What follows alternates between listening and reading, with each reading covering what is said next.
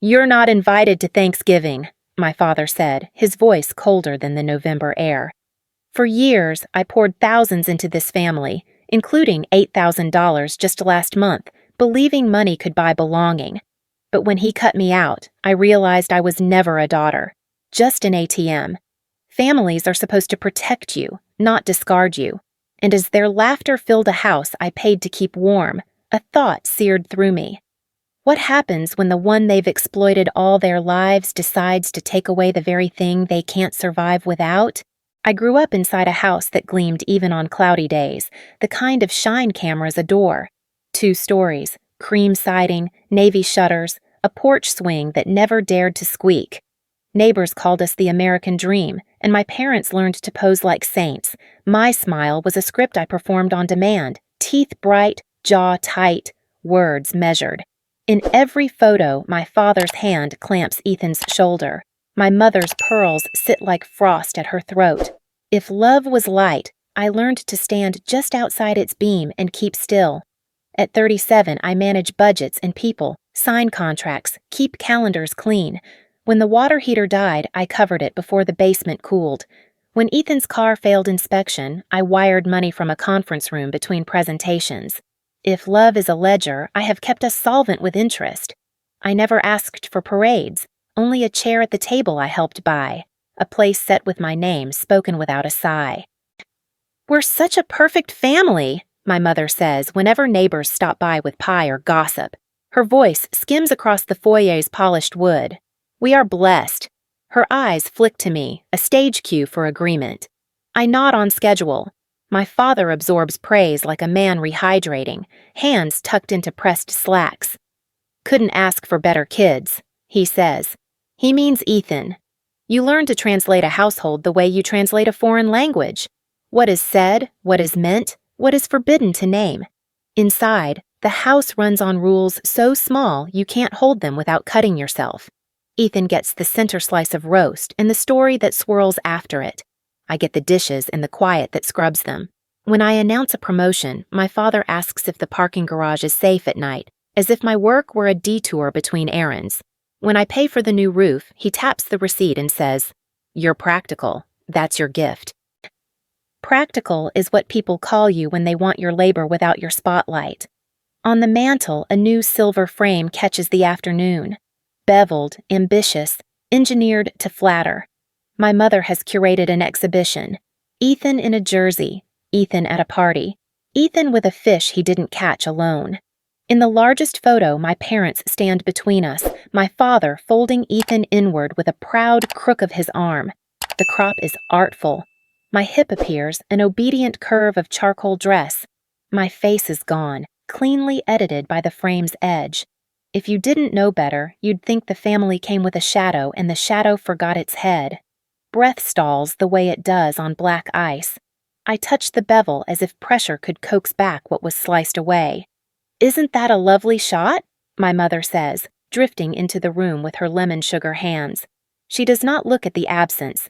"We're ordering a canvas for the hallway." I open my mouth and close it again.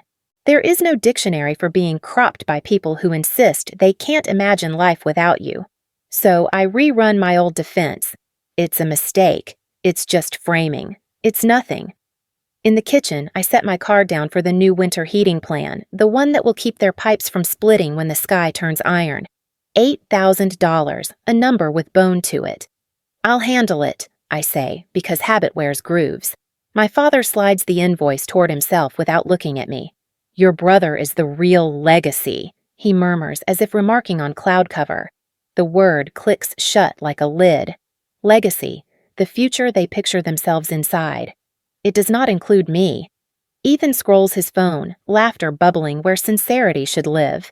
"Don't be dramatic, Claire. You know you're the family ATM, and we appreciate ATMs." He says it like a line he's workshopped for effect. I steady the counter with my palm and pretend the room isn't subtly tilting. Somewhere a game blares. Somewhere my mother hums. I am a woman who can negotiate with men twice my salary, yet here I am, arguing with gravity. I load the dishwasher with the precision I bring to budgets. The cutlery clatters, a small percussion that refuses to harmonize. I think about the first time I fronted money. College summer, my father between jobs he labeled beneath him, and how he told me I had a good head on my shoulders. Compliments here come bundled with assignments. Praise is always a promissory note. A good head holds the house up so other heads can dream. Twilight softens the yard to a watercolor. I step onto the porch with the trash bag and inhale air that doesn't taste like furniture polish. The swing moves under my hand. I picture Thanksgiving. Heat turned high, windows fogging, the table groaning under casseroles, my father lifting his glass and waiting for Ethan to bless the food while I refill water, invisible as steam. I stand at the curb and let the blunt question form. Have they ever seen me as a daughter? If they had, would anything be different, or only better hidden? Back inside, the foyer smells of my mother's hand cream. The frames gleam like obedient planets. From the hallway comes my father's voice, low, pleased. He thinks I am still outside. His palm finds Ethan's shoulder with the accuracy of muscle memory. "She'll never sit at our table," he says, gentle as a lullaby. Ethan snorts, small and mean. My heel touches the threshold, and hope, fragile, foolish, rises that I misheard. But this house has perfect acoustics for truth. The sentence lands intact, and something steady inside me finally, quietly, breaks. Silence is louder when it comes dressed as omission. The week after I overheard my father's words, I opened my phone and realized I'd been erased twice. Once in a photograph and now in pixels. The family group chat, where reminders about dinners and head counts for Thanksgiving always bloomed, was gone. Not archived, not muted, deleted. I scrolled through my apps as if it had slipped into another folder, but the absence sat deliberate and smug. I called my mother. The line clicked, her voice warm with the varnish she saves for audiences. "Claire, you worry too much. We're just simplifying things." "I'm not in the chat anymore." "Don't be dramatic," she said, the phrase polished from years of use. Then she asked about the weather. I stared at the window pane where rain mapped lines like veins and said nothing, because in this house, silence is a strategy. At work, I closed contracts, responded to clients, signed budgets. Efficiency camouflaged the ache, but evenings dragged. I'd return to my apartment and find Max, my shepherd mix, waiting with the one certainty I owned. His tale's unashamed joy. On nights like this, he was more family than anyone in the Miller house. I sat cross-legged on the floor, his head heavy in my lap, his eyes amber pools that never accused. Here was a rhythm without critique. Inhale, exhale, fur rising and falling. Love without conditions makes you remember how distorted the other kind is. For a while, I let myself rest inside that rhythm. My hand traced the slope of his ear. Outside, sirens flared and died. Inside, I whispered promises I had no plan to keep. "It'll be okay. We'll be okay." When I stood to fetch his leash, Max nosed at my father's wallet, which I had carried from the kitchen by mistake after covering another delivery bill. A slip of paper fluttered free, landing near the heating vent. I bent to retrieve it. The numbers snapped me upright. $8,000 wired into a failed investment firm, the date aligned with the week I'd written the check for the winter heating plan. My father hadn't paid the utilities. He had gambled my sacrifice. My stomach contracted, a muscle buckling. Max whined, sensitive to my pulse quickening, as if he understood that paper could injure worse than claws. I folded the receipt once, twice, then slid it back, but the knowledge refused to fit where it belonged. At Sunday dinner, the script shifted. My father's fork clinked against china, his eyes fixed on me. "Because of you, this family is falling apart," he declared. My mother's nod was mechanical, rehearsed. I felt every gaze tilt toward me, as though I had cracked the ceiling instead of holding it up. Ethan leaned forward, eyes glossed with manufactured grief.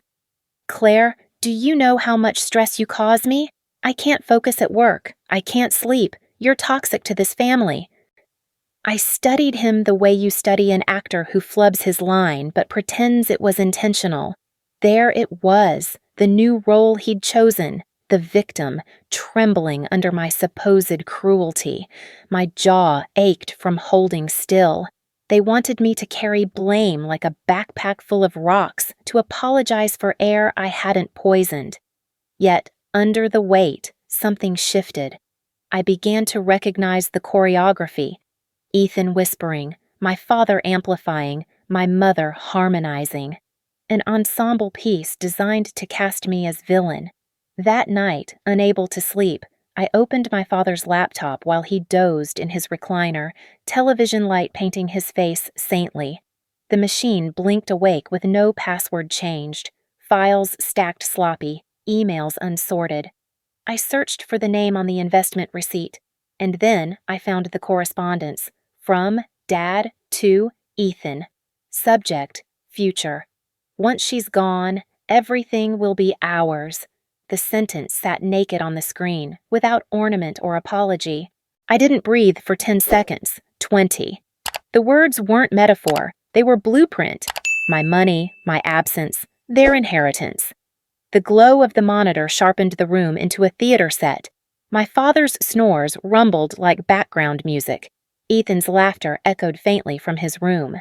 Max shifted at my feet, alert but still. I closed the laptop carefully, the click softer than a whisper.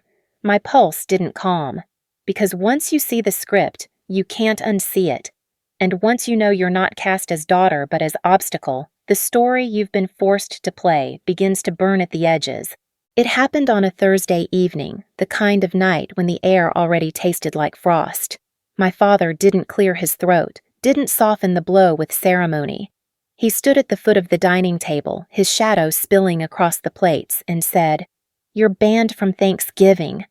For a moment, silence gathered like witnesses. My mother adjusted her pearl necklace but kept her eyes lowered. Ethan smirked into his phone. Around us, relatives perched on chairs, cousins tapping cutlery, aunts smoothing skirts. Not one voice rose in protest. The verdict was unanimous in its silence. I stared at the roast turkey centerpiece, skin, bronzed, fragrant, waiting for celebration. It seemed obscene. My own chest felt hollow, the kind of emptiness that doesn't echo because there's nothing left to bounce back. I wanted to ask what I had done, but the answer had been rehearsed long ago. Exist as the wrong child. I walked out before dessert, keys clenched, pulse hammering. The cold outside wrapped around me like foil. I climbed into my car and shut the door, the glass fogging almost instantly. And then the memories came. I saw myself at 7, standing barefoot in the hallway, while Ethan, 4 years younger, curled inside our father's armchair. My father's laugh was a roar, his hand cupping the back of Ethan's head. "My boy," he said. The words didn't reach me in the doorway. I had waited for a turn that never arrived. Instead, my mother shooed me back to the kitchen. "Let them have their time," she'd said. I learned then what I was meant to be. Background. Now, decades later, the scene replayed through the windshield's reflection.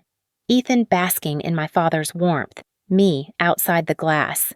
Nothing had changed except the years I wasted trying. My phone buzzed, a number I didn't recognize.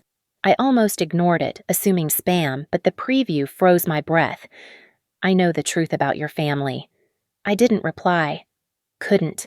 The message glowed like an omen, impossible to look away from. The cold seeped deeper into the car, yet I didn't start the engine. I just sat there, trembling, suspended between dread and hope. Days blurred after that.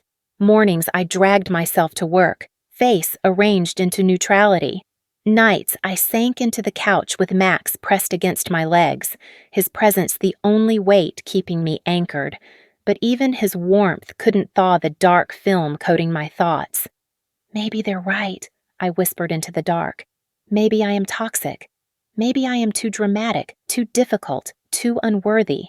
Each word stacked like bricks around me, building a wall with no doors. Ethan's posts found their way to me regardless. A photo surfaced online, my family around the dining table, golden light spilling from the chandelier. My mother raising a glass, my father carving turkey, Ethan mid-laugh. Captions bloomed beneath. Grateful for family. Nothing better. My name absent, my chair invisible. I stared until the screen blurred, then set the phone face down. The anonymous number texted again. This time, longer. I saw your father use the money you gave him. It wasn't for heating, it was for gambling. I can prove it. I froze. Memory of the receipt Max had unearthed collided with the message. My pulse spiked. I typed back before doubt could cauterize courage. Who are you? The reply came swift. Your neighbor. I've seen more than you think. My skin prickled. I thought of the evenings my father slipped out with folded papers, returning late with whiskey breath. I thought of the check I'd written, convinced it would keep the house warm.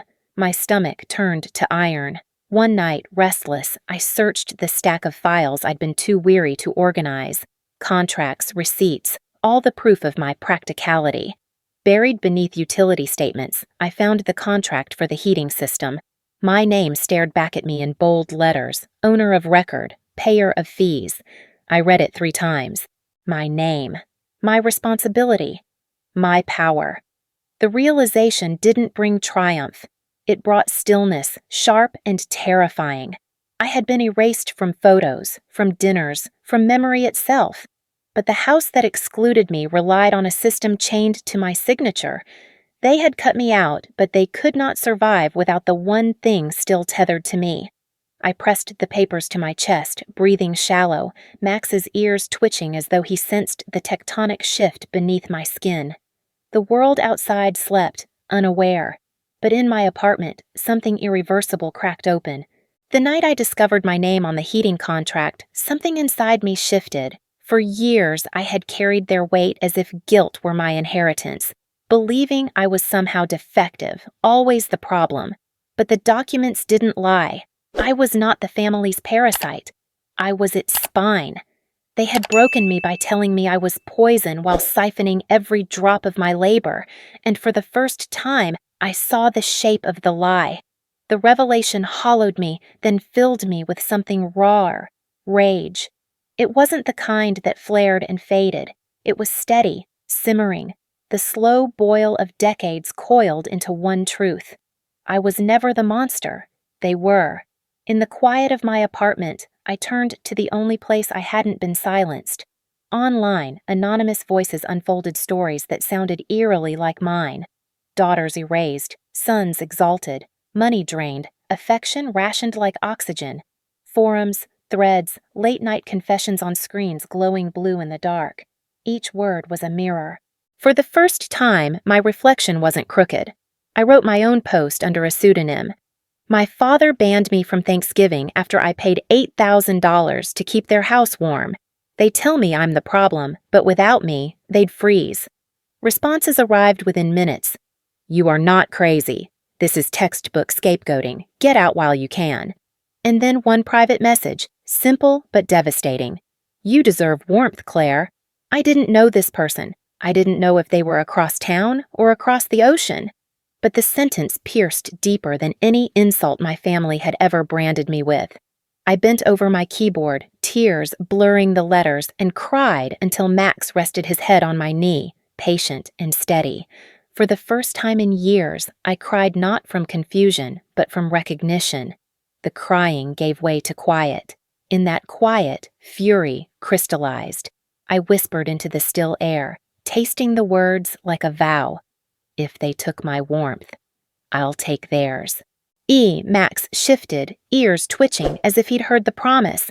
From that moment, I moved differently. Not reckless, but deliberate. I pulled every bill, every contract from my files. Electric, gas, water, heating, all stamped with my name.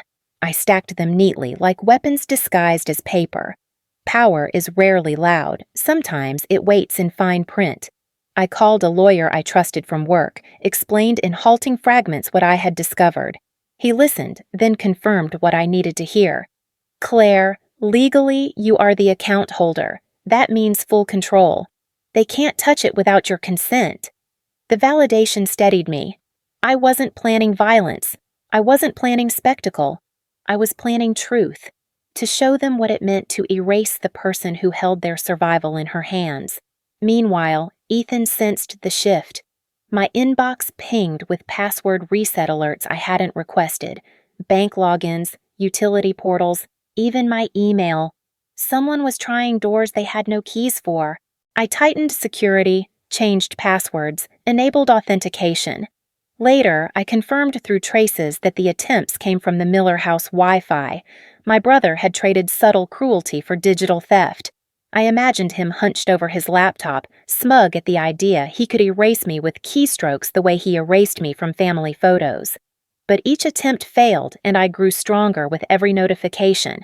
They had underestimated me. They always had. By the time Thanksgiving loomed, the plan was precise. The forecast predicted a brutal cold front, temperatures plunging the night before the holiday. Families would gather around hearths and radiators, snug against the freeze.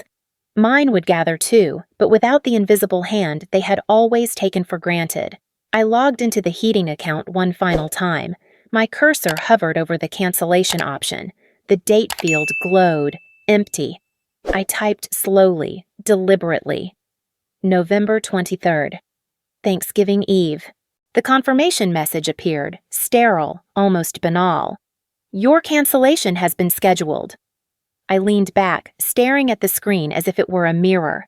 Somewhere across town, my family prepared a feast, convinced their world was unshakable. But heat, like loyalty, can vanish when abused. Max patted over, resting his chin on my leg. I stroked his fur, calm, resolute. The house that had frozen me out would soon know the meaning of cold. The cold front swept in like judgment. By Thanksgiving Eve, the sky was slate, and the wind scraped through the branches like knives.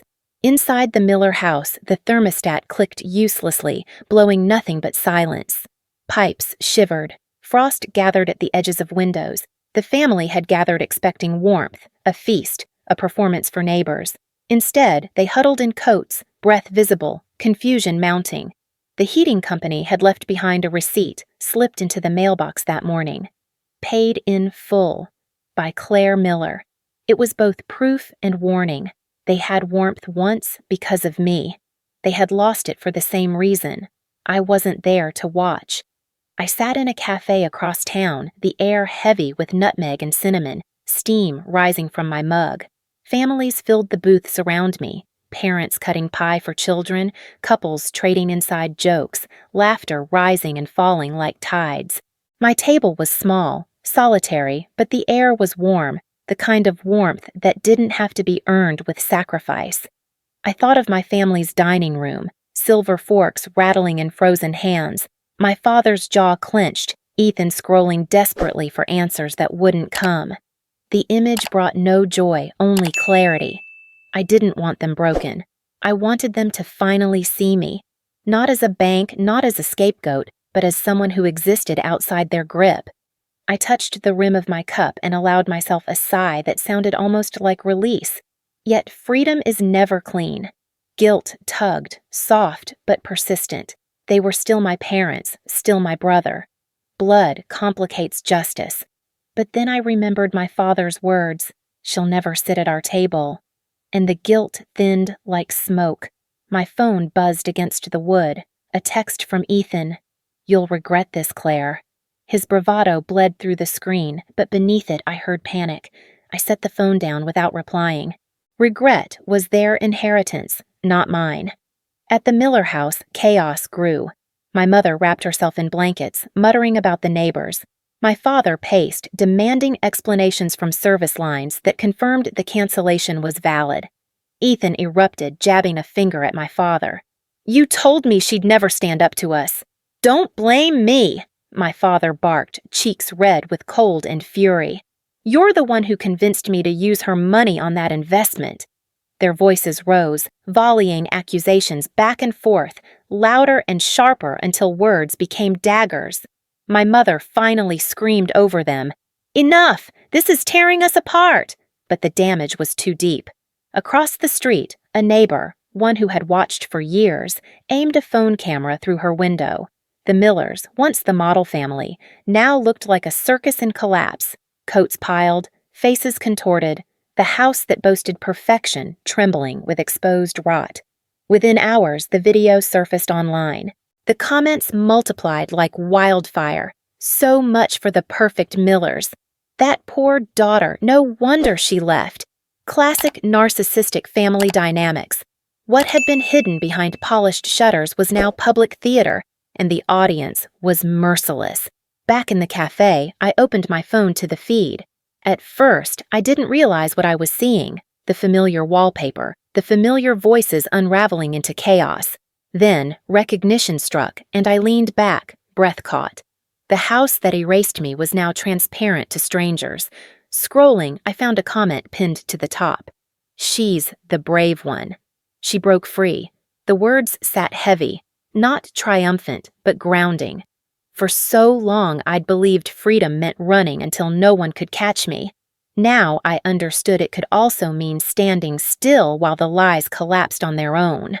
Max shifted at my feet, pressing against my leg, his steady warmth reminding me this was not revenge, it was reclamation. I didn't destroy them. They destroyed themselves when they cut me out. Outside the cafe window, the first snow began to fall, soft and unhurried. Inside, I sipped my drink and let the world warm me, even if my family never would. By the time Thanksgiving morning broke, the Miller name was no longer gilded. The video had spread beyond the neighborhood, rippling through local forums, then spilling into wider feeds. My father's booming voice, once so carefully modulated for church and civic events, now rattled across strangers' phones, harsh and brittle. His face, red, contorted, desperate, became a meme. The man who insisted on perfection had become a cautionary tale. Calls stopped coming from colleagues who used to flatter him. His reputation, so long a fortress, crumbled with each replay of that video. My mother retreated behind curtains, refusing to leave the house. Ethan, once the golden boy, found himself mocked in comment threads. Mama's ATM thief, the brother who couldn't earn his own heat. He tried to clap back online, but every word drew more derision. Justice didn't arrive with gavels or sirens. It came quietly, naturally, in the form of exposure.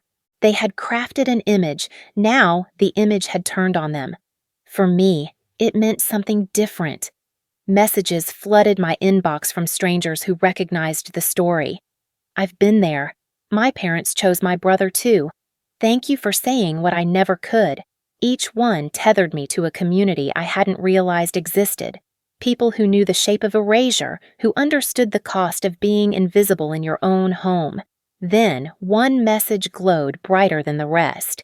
It was from the neighbor who had first reached out, the one who had revealed my father's gambling. 4 words. "You're not alone anymore." I stared at it, the simplicity cutting deeper than any lecture on resilience. Not alone. 2 words I had longed for my entire life. I pressed my forehead to Max's fur, whispering the phrase until it sank into my bones. Weeks passed. The Miller house remained in chaos, but I had stopped monitoring. My focus shifted. I signed a lease for a modest apartment across town. The walls were bare, the rooms small, but the keys jingled with a promise that was entirely mine. On move-in day, I unpacked a single box first, a portable heater I'd bought myself.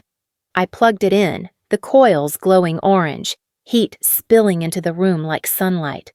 For the first time in my life, warmth belonged solely to me.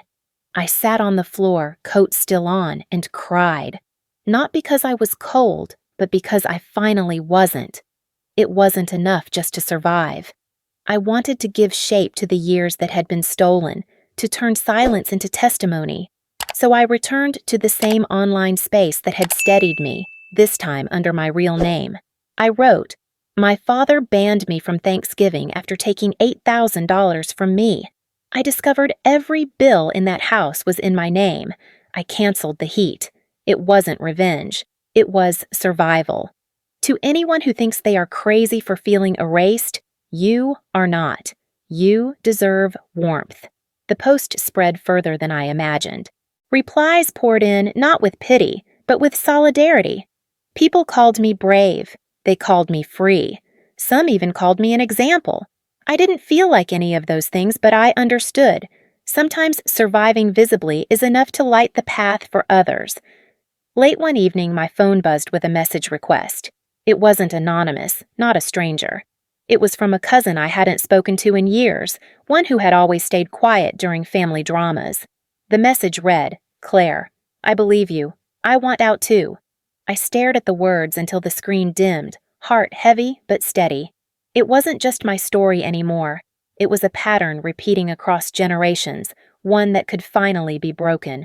I typed back only one line: "You don't have to freeze with them." Snow fell outside my new window, quiet, unhurried. I wrapped a blanket around my shoulders, Max curled at my side, the heater humming softly. For once, the warmth didn't feel borrowed. It was mine, chosen, and enough. The world beyond still spun, messy and loud. My family still raged, still tried to reclaim an image already shattered, but I no longer lived inside their script. I had written my own, one line at a time, until it led here, to a small room, a glowing coil, and the possibility that freedom could ripple outward. The story wasn't over. It was opening,